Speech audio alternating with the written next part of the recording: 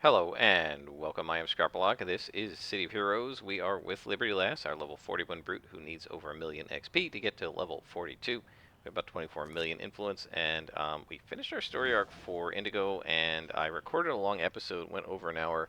Not really happy with that recording, so you won't be seeing that one. One of the things that happened is I got about 35 minutes into it, and then I ended up in this incredibly long mission.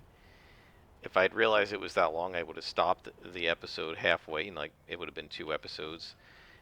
But because of the rambling I was doing, there isn't any good way in editing to cut it into two episodes. So I just, you guys don't really need to see that. I didn't die or anything, so you didn't miss anything. We finished the Malta story arc. We now have Crimson's phone number, but before we do that, we're going to be working with Angus because I'm getting tired of Malta. So let's go after the Richti. So we're going to secure Portal Corp from the Richti in Kings Row, even though Portal Corp is over in Peregrine Island. They actually have subsidiary buildings, I guess. We shouldn't be assassinated or shot at by snipers at this point. We're now +3 or so to them. And they might shoot at me, but it won't do anything to me. And in another level or two, once they become basically deep gray to you, so blue is level -1, green is level -2, gray is level -3. Once they're level -4, I think they stop aggroing. And everything stops aggroing to you unless you taunt it or attack it or something. So the first level of being gray will still attack you, but anything below that, they're afraid of you, so they don't usually attack you. And they really should just run away from you, right? Even if you taunt them, they should just run because you're +4 deep purple to them. They have no chance. It's like me. It would be like me at low level fighting a +4 arch villain. You just can't.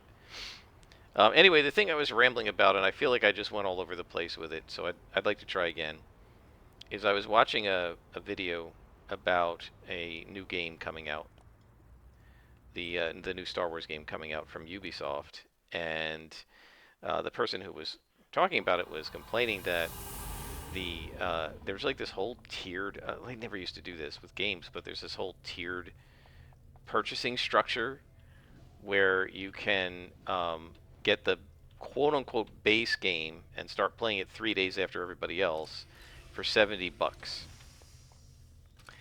They don't tell you it that way. They say you play it on quote unquote launch day, but launch day is quote unquote a Friday, whereas okay, I'm gonna have to watch these guys. Whereas normally computer games are launched on Tuesdays, so everybody in the other tiers has access on the Tuesday that they're calling 3-day early access. And if you only pay $70, then you get you can't play until Friday. Now, I mean, to me, I don't really care that much about things like that because whatever. I mean, I don't care if I wait 3 days to play a video game. I don't really care. That doesn't bother me. Usually, I wait longer than that. I let the game come out. I look at the reviews. I wait for Let's Plays, and then after a few weeks, if it seems like a good game and lots of people are saying positive things about it, then I'll buy it. So anyway, for $70, you get it on 3 days after launch, essentially, and you just get the base game. And then if you pay them like another $30, $34, I think it's like $109. Don't quote me on that, but it's a lot more, significantly more.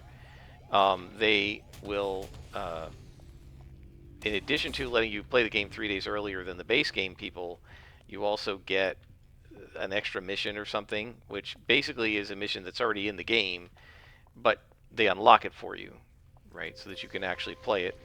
By the way, one of the advantages we're going to have here against these guys versus Malta is all their psionic stuff. We have resistance to it, almost as much as we have to smashing and lethal. So we don't have to fear the Chief Mentalist really at all. Then there's like a third tier that's an insane price. I think it's like $180 or something, where you get like what they call a free season pass. Some of that comes in with the second tier as well. And the season pass is basically you pay in advance for prospective future DLCs, downloadable content, right? So it's like instead of having to individually buy the downloadable content when it comes out, like when it comes out, man, I aggroed everything here.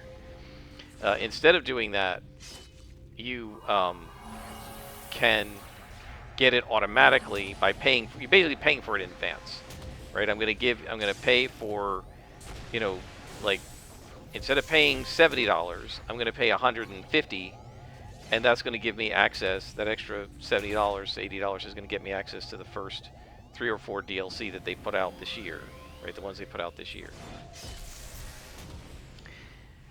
And so the person who was talking about this was complaining about this whole thing and how ridiculous it is and how different it is from how games used to be produced. Now, I mean, obviously with MMOs like City of Heroes, you had a monthly fee and stuff, but that's because it was a live game, and City of Heroes put an update out every quarter, most of them for free. They put a few paid expansions out over the years. I think they put 2 or 3 out, like maybe one a year, but all the other issues were free. And they did like 24 of them, right? Almost, I think they stopped right before issue 24. So, and that was 24 issues in 8 years. So they put them out about every 3 months, right? And some of them went along with things like City of Villains or whatever, but most of them just came as free updates. Capes were a free update. Now, some of this was stuff that was in that was in the planning stages of the base game, and they had to launch because they ran out of money before they could get it into the game. Capes were an example. I remember one of the things they said was, we don't want to put it in the game yet because it wasn't up to the quality that they wanted of the way the capes flowed and the various options you could do. They said, we want to make them better. We don't want to put them in the game, right? And then the level 40 to 50 game had been planned, but again, they had to go live beforehand. But then they didn't make you pay a DLC fee for the level 40 to 50 content. They just gave it to you. Now, obviously, you're paying with your subscription, but you didn't have to pay any other money. So, what this person who was showing the price structure said, what they really want you to do is take the 4th option, which is to subscribe to the Ubisoft like gaming service, basically an equivalent of Netflix for Ubisoft, where you can get a whole bunch of different games, including this one for $18.99 a month or whatever it is. And they basically want your $20 a month every month ad infinitum, right? This is the thing. Companies do not want you, and Ubisoft is on record saying they do not want you to own games anymore. They want you to rent them or lease them, whatever you want to call it. They want you to pay them by the month because they get more money from monthly subscriptions than they do from outright purchases, right? It might be more money instantaneously for them to get $60, right, from your single purchase. That's the equivalent of 3 months of sub. But after that 3 months is over, if you're still playing the game, they get nothing from you. And if they have to put together a DLC, downloadable content, for you to buy, then they've got to invest on the front end, spending more money before they get money out of you. And they don't like that. They want to get the money out of you without doing any DLC. And so, yeah, it's just the prices on games are absolutely, it's like the game companies are out of their minds. Now, I do recognize that years ago, I mean, I can still remember buying Ultima 4, and it was either 50 or $60. I mean, it was close to the price of a quote-unquote AAA game of today. But, I mean, I don't know how you charge $180 for a game. It's just, that is just ridiculous. I would not pay it. Not for a single-player role-playing game that has a single story that you're going to play once, which is what I think this is. Right? It's not like, at least an MMO, like City of Heroes, one of the things that justifies the expense and the subscription is that, first of all, there's way more content in this game than in most single-player games because it's an MMO. Just on the hero side, there's almost as much content on the villain side, and then you've got about half again as much content on going rogue. I mean, you've got the equivalent of 2.5 campaigns right? So I mean, that justifies a pretty large expense because you've got a huge game that takes you many hours to play, right? If you're thinking of it on a per hour basis, like how much money you're spending per hour, I mean, City of Heroes. I mean, I spent so many hours in City of Heroes. It was like pennies an hour. But a lot of single player games have maybe 60 hours of content. I don't know how much the Star Wars game is going to have.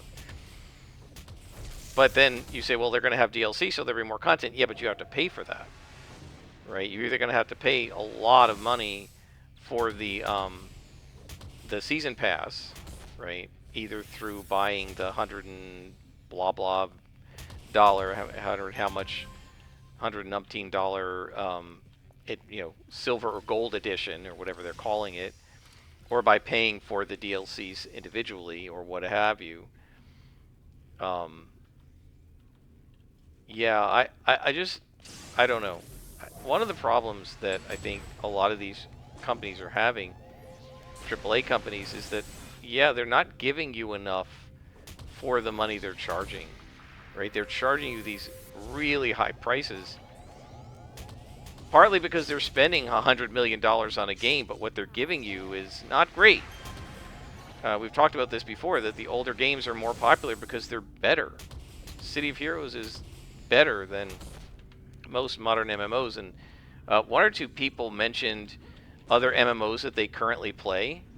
But the thing is, I think all of those MMOs launched more than 4 or 5 years ago, right? So like, what is it, Black Desert Online?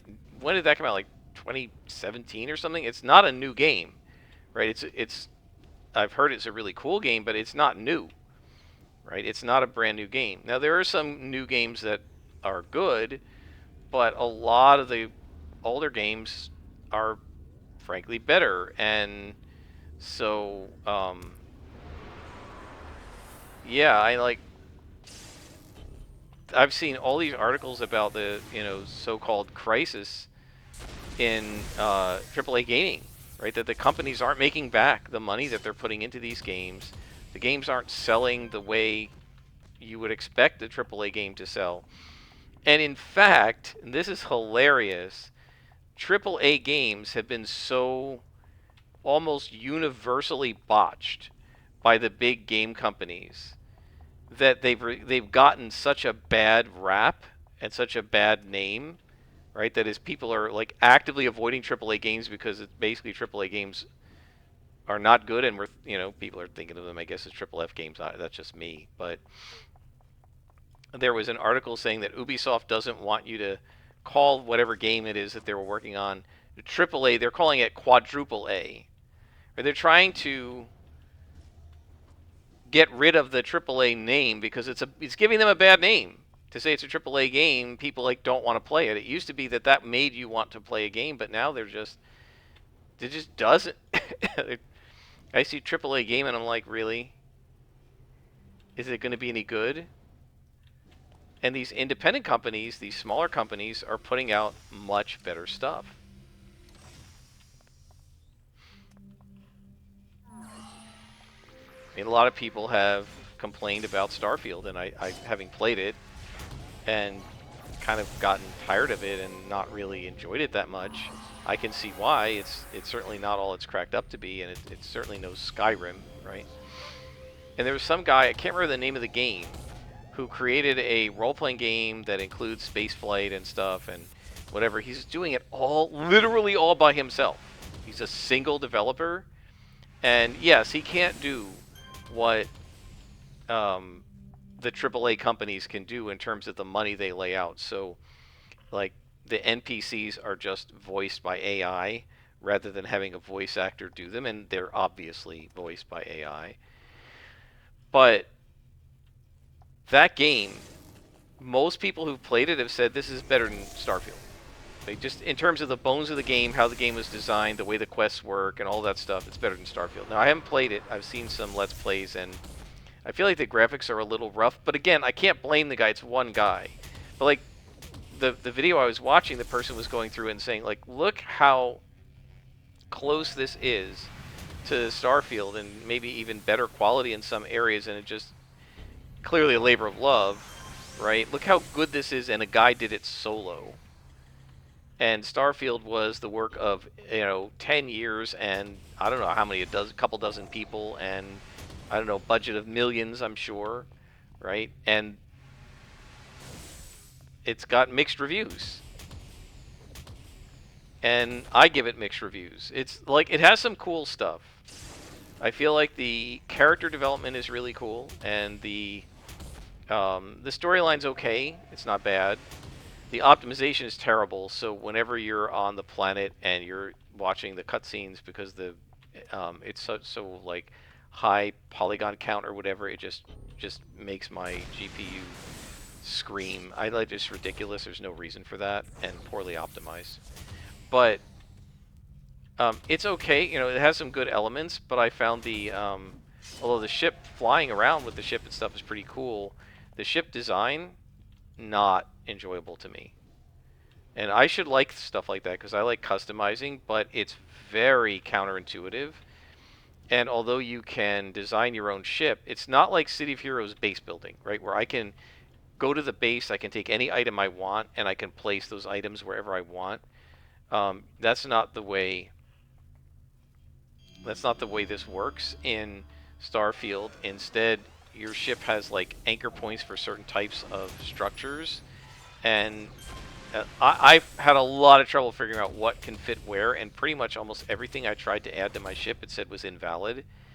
And when I looked it up, I found that yeah, there's the editing is a lot more limited than it looks like, and I found that quite frustrating.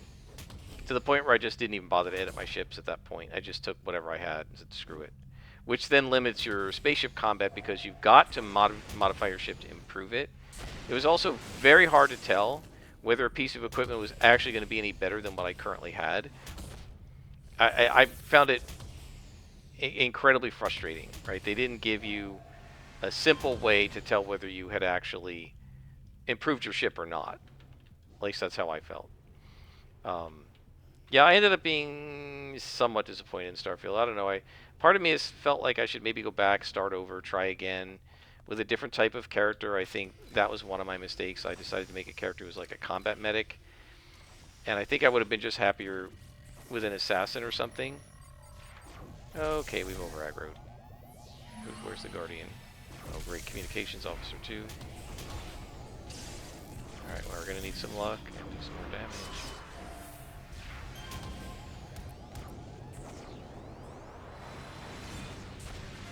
We've completed the mission, but we're definitely gonna fight these guys.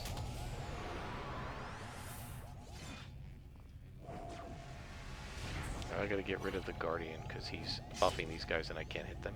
I mean, can't hit them at 66%, right? It's like, basically if you're not at 90-ish% to hit, you can't hit. You're just constantly whiffing, which is silly, but COH for you.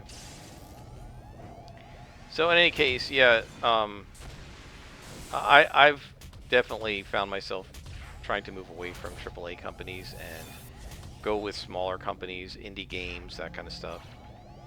I find that they tend to be, they tend to have people working for them that like love the game. They play their own game. They enjoy the community and they really want to make. Yes, they want to make money. Everybody wants to make money, but much like Cryptic when they created this game, Cryptic wanted to make money so that they could keep running the game, but they really wanted to build this game. Right? This game was a labor of love for them, and it's evident in the just the loving way that the whole game was crafted.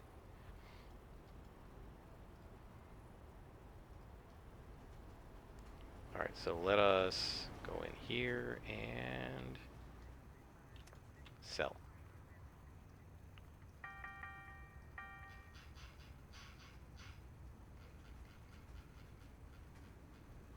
So I can have 50 more recipes, so I don't need to get rid of any yet.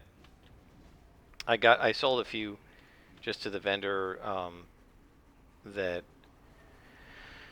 don't really seem to be selling much on the market. Like if I check the auction house and it's under like 10,000 influence, I just sell it to the vendors because it's not worth it. Angus, where are you? There you are. So yeah, I don't know. I feel like there's been a lot of in the gaming industry. I feel like some of what's going on in the tabletop role-playing game industry with Wizards of the Coast and their money-grubbing ways is being is just a symptom of the overall gaming industry, which includes the video games. And video games are 1,000 times. The video game companies are 1,000 times worse. Okay, so we've been authorized. Transdimensional expedition and contain devouring Earth. Okay, going to Paragon Island. So if we're doing that, we can just teleport back to the base. But yeah, the whole silliness of we're now not a AAA company, we're a quadruple A company because AAA is getting a bad name. And you have to ask yourself, and they should ask themselves, why is it that AAA companies that are like AAA is supposed to mean the best, right? A is really good, right? Excellent. Double A is like better than excellent. Triple A is like extremely excellent, right? That's what it's supposed to mean. And all these AAA titles are bombing, and it's gotten to the point where AAA game companies are becoming a joke. And I feel like it's that way with role-playing games too. I mean, Wizards of the Coast, between the Pinkertons and the OGL scandal and everything else, has, I mean, kind of become a bit of a joke. And the companies, the smaller companies like Paizo and Pinnacle and Kelsey Dion with Shadow Dark and stuff, those are the ones that people are taking more seriously these days because those folks have an actual love of the games they're creating and respect for their player base. And Wizards of the Coast, as one of their former employees said quite candidly, and I'm sure quite honestly, Wizards of the Coast, and as to a larger extent Hasbro itself, sees its customers as wallets.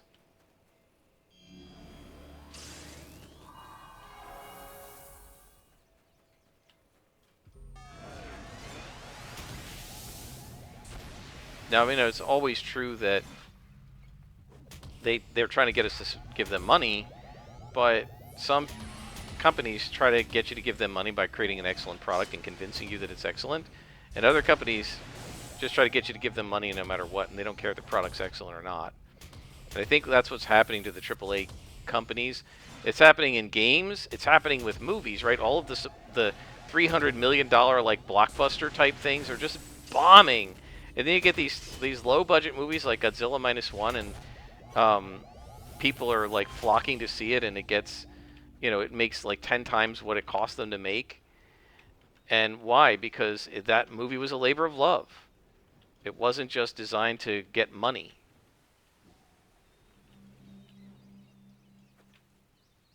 All right, so these are the portals we're looking for.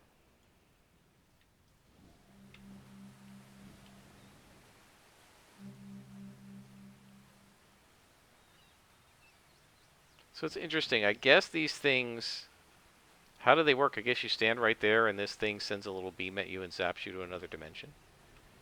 Don't really know. But yet this is a portal device too. I'd say you stand under it, but it's even Liberty Lass is pretty short and she can't stand under it.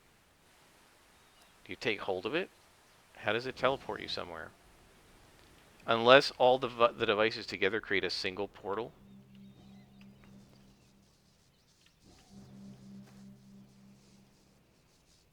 That's the coolest of the three, I think, because I like this little arc of electricity there. So we have two more devices to find. What's that? That's devouring Earths.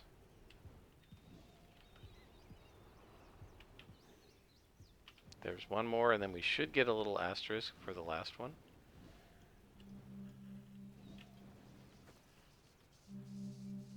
What's that one? Death Blossoms? Oh, yeah. Okay. It's kind of like a rose thorn.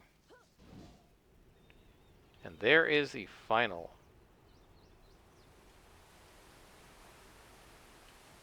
portal right where we started, and I missed it through the trees. I couldn't see the part. Instead of missing the forest for the trees, I couldn't see the portal for the trees. And out we go.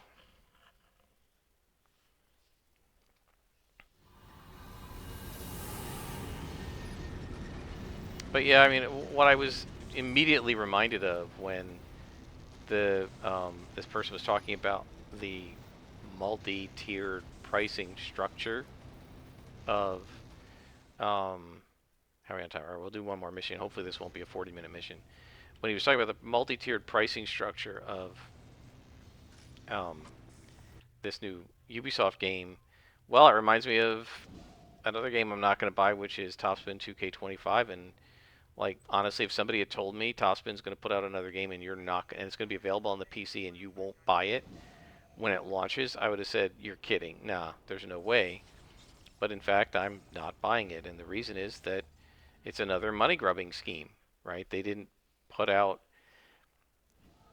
anywhere near enough content, and there's these sort of day one DLCs, right? And that's what this one person was saying, that a day one DLC is basically stuff they strip out of the game and then force you to pay extra for it.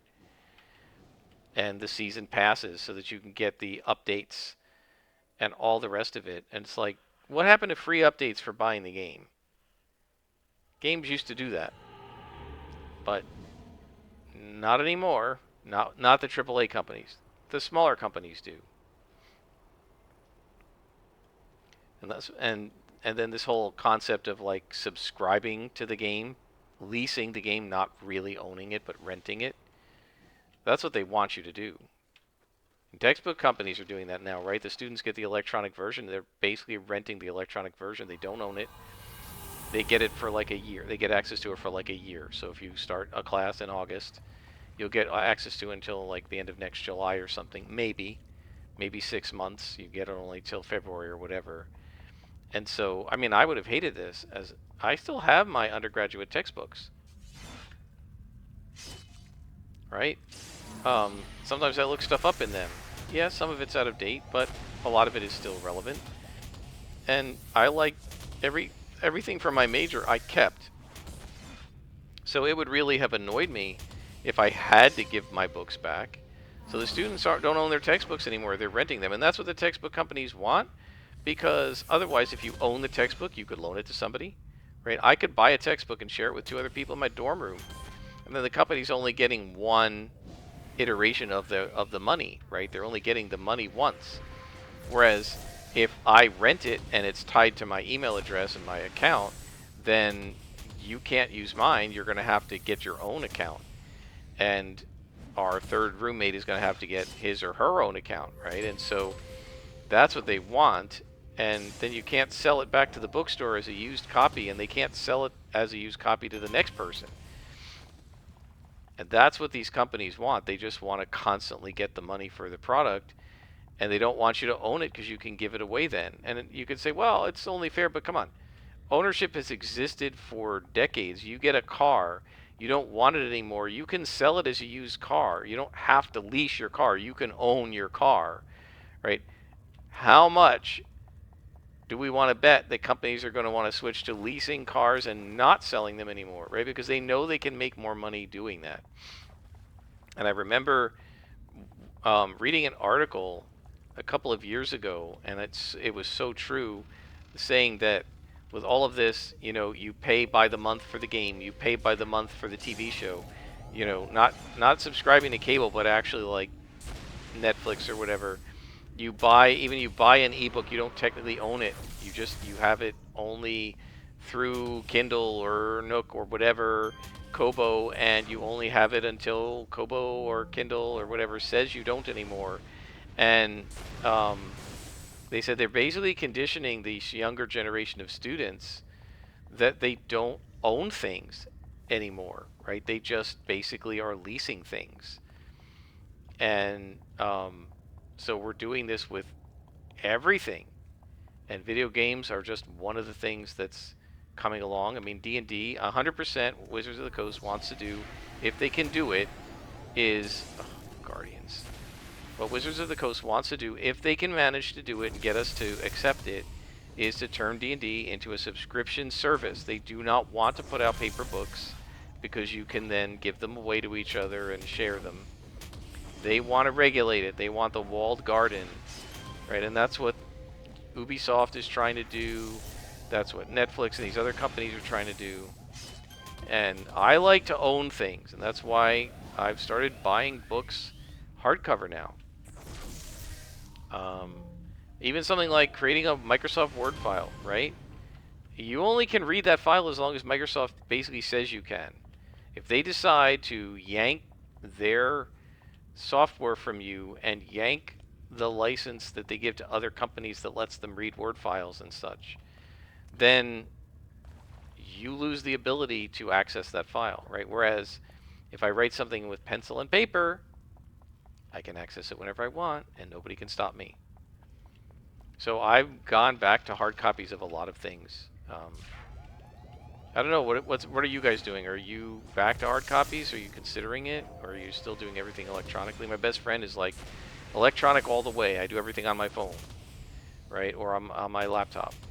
And I used to be that way. I mean, I got that way in the early, like, 2010s. Got my first Nook and everything. And I had a colleague right around that time who had, instead of Xeroxing papers and keeping them in his physical files, was just making PDFs of them. And I was like, oh, that saves so much space. But also it means that you can lose access to it whenever the company that has the software you're using decides you do. Now, Adobe hasn't taken access away from me reading PDFs in all the years I've read them, but that doesn't mean that they can't. They absolutely could, or jack the price up to a point where it's so expensive I don't want access anymore.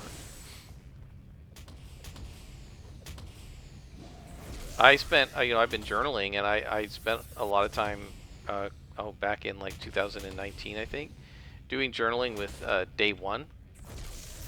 Um, and that's an app on the iPad. And I did it. I journaled for, I don't know, not quite 6 months. I've been journaling on paper since November now, so it's been about 6 months, and I've done it every single day. Whereas Day One, I really wasn't doing it every day. So I've done better when it's on paper. But one of the concerns I always had with Day One is, what happens when they go to business? Will I be able to read their file? You could make a PDF export, but only while the file still exists, right? Whereas if I'm journaling in paper, I've got it. Now, there is a huge disadvantage, which is there's no easy way to index the stuff on paper or to remember what you wrote about when, unless you create some kind of an index yourself or a table of contents or whatever. I haven't been doing that on my last couple of journals, but I'm about to finish my last journal book, the last like physical book. This is another huge map. Why is it always when I say I'm just going to do one more mission and hopefully it'll be quick, always it's like the game hears me and gives me a mega mission. Anyway, my first two books I haven't done any indexes, but in the book I'm going to start on May 1st, which is just coincidentally, as I calculated exactly what I'm going to finish the other journal book, I'm going to leave the first 2 pages blank, and I'm going to use them to just create an index of stuff. So if I talk about my job, I'll just write down there what pages I referred to my job. If I talk about my neighbors, what pages was I talking about my neighbors? If I talk about playing video games, what pages were I talking about playing video games, and so on. Look at this guy. 76% to hit, and I cannot hit him. 22%. 22%. 22%. Look at this. It's just absurd. So I'm going to, well, I probably have to kill him. Let's wait until we get our build up, and we'll just hit him that way. I don't want to waste a yellow on this dumb drone. Look, it's 53, still can't hit him. Unbelievable. And the drone can't do anything to you. It's such a pointless enemy. It literally cannot do anything to me. Guardians, I hate them. But we have to hit this guy, because otherwise he will summon, and I'm not going to be able to hit these guys. 2 Guardians together are always horrible because they buff each other and make each other impossible to hit. Impossible to hit in this game is 50-50. It's constantly whiffing if you go below 50%. There we go, another one, right? 4 in a row with a 50-50 chance to hit. 5 out of 6 6 out of 7. 7 out of 8. 7 out of 9. 7 out of 10. So I actually have a 30% chance to hit, not a 50%. Look at this. Constant. And what I want to know is, why is it that I'm constantly missing like that with a 50-50 chance to hit? And you can see I'm not hitting 50% of the time. Anyway, ownership of stuff that I've bought is like really important to me, and I find it very frustrating when companies decide to go into this like software as service model. Movies as a service, right? I bought a DVD, I want to own it, and they don't want me to own it because then I don't have to pay them again.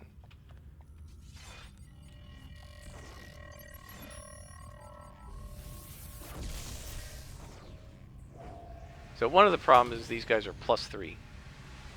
So that makes it harder to hit. But still, 77%, I shouldn't be whiffing that much.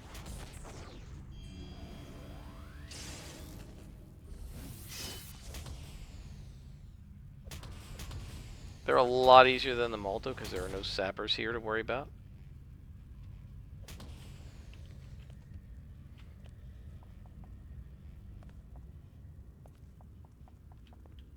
Where's the other? Ugh, these caves are so mazy. My best friend hates this one because it's so hard to find everything. And almost always in these like really maze-like caves, you have the defeat alls, right? So now you have to find where everything is. And this is multiple levels, so you have to come down and then go back around. It's really hard to find the little openings. Honestly, don't know where this one is. I don't remember. Is it in here? No.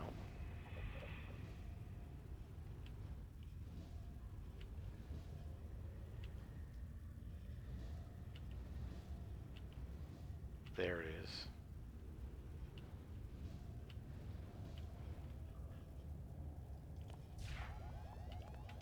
Was that the boss? I missed him. Yeah.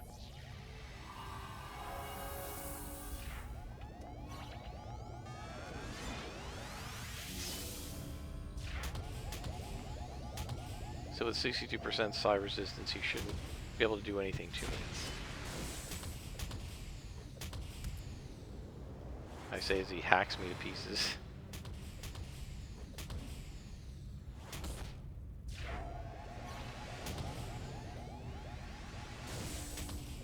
So yeah, anyway, apparently they're trying to get gamers to, both video game gamers and tabletop gamers, to accept this idea that you're renting stuff, not owning it, so they can keep charging you for it ad infinitum.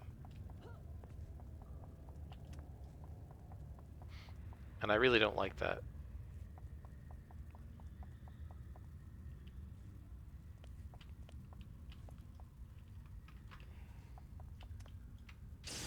Right, I don't mind it on an MMO because it's a live service and you're paying for the daily, you know, access to their servers.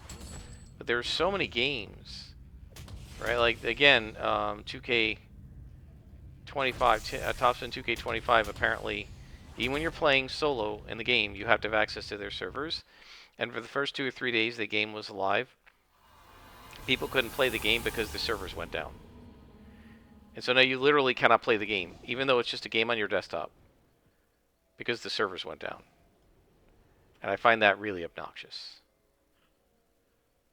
Right? It's one thing to not be able to play City of Heroes because servers went down, because you need the servers. Because the servers are reporting to the client what's where. But you don't need that in Topspin when you're playing in your solo career. And you're not playing against other players. You're just playing against the computer. You don't need the internet for that. To play a tennis match, you don't need that.